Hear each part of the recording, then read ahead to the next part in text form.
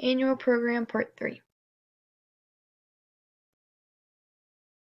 So the overall goal of this program for my athlete is to optimize her performance play capacity in competition season.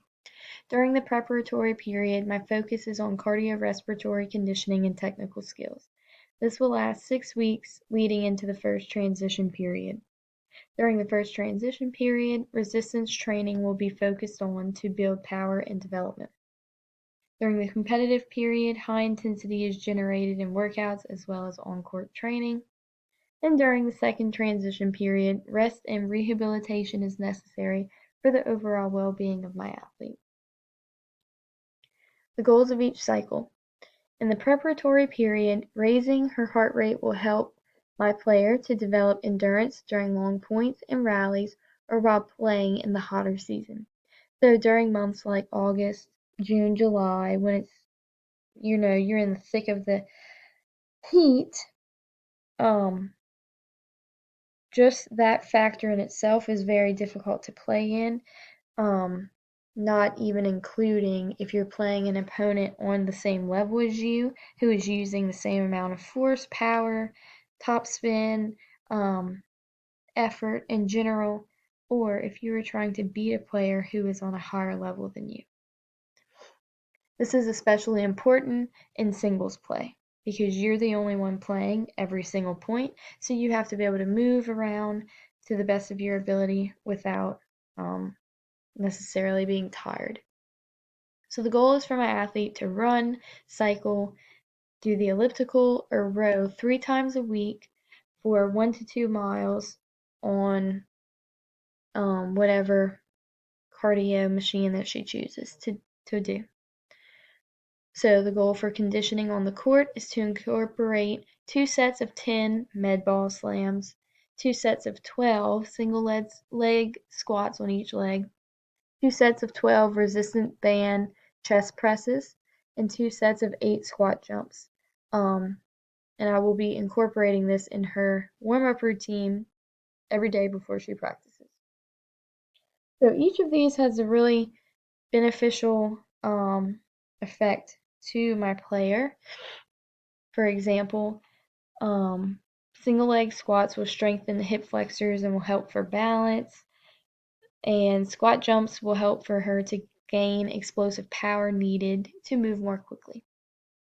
During the first transition period, resistance training on court will help my athlete to stay low and keep her knees bent while rallying. The goal is 3 sets of 5 overhead presses on the serving arm. So we're only doing that exercise with her serving arm because she uses it the most. Side to side with the resistance band to hit balls for 2 sets of 5.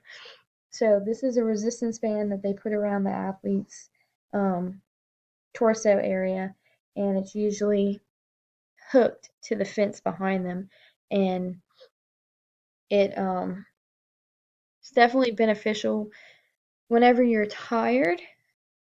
This kind of gives you the same effect to see how it feels to play in that type of condition when you're practicing, and using the same band to do 2 sets of 3 sprints. And that can be sprints vertically, it can be horizontal, it can be parallel, whatever. It doesn't matter. It's very effective. During the competitive period, if we are working on peak performance for my athlete, we will perform low volume sets of resistance work, as mentioned earlier. So it'll be lower volume sets of the exercises I talked about in the first transition period.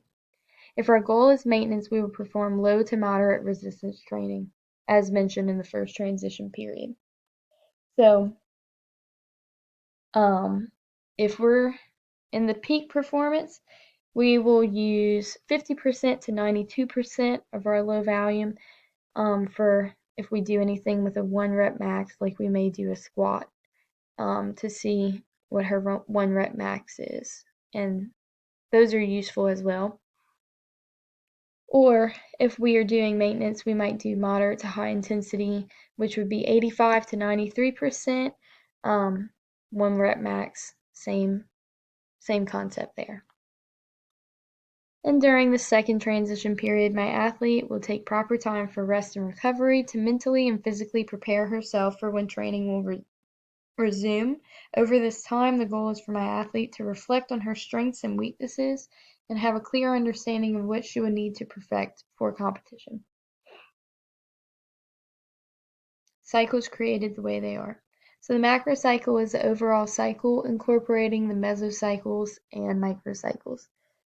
The macrocycle that I created for my athlete will last for 1 year. The mesocycles are broken down into the first transition period and competitive period for my athlete. Each of these cycles lasts several weeks to several months.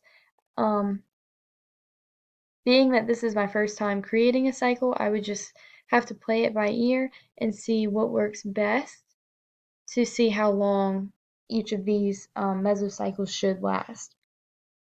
The microcycles are broken down within the mesocycle. These last several days to a month, and each cycle is created based on how tennis is structured and what is best for my athlete to compete against top-level athletes who are training at the same level as her. And here is my annual training program. Macrocycle lasts 1 year. I have my preparatory period, competition, and the transition.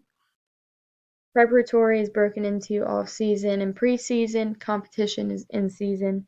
And then transition is post-season. So during my off-season, I have it alternating for my athlete to do R, which is resistance training, and then C, which is conditioning. So the conditioning were the ones mentioned earlier between having her run, row, do the elliptical, bike, her choosing. She's doing that 3 times. And then we would do resistance training 3 times, which are the exercises that I mentioned in the preparatory period in the first transition. Just remember we're modifying those.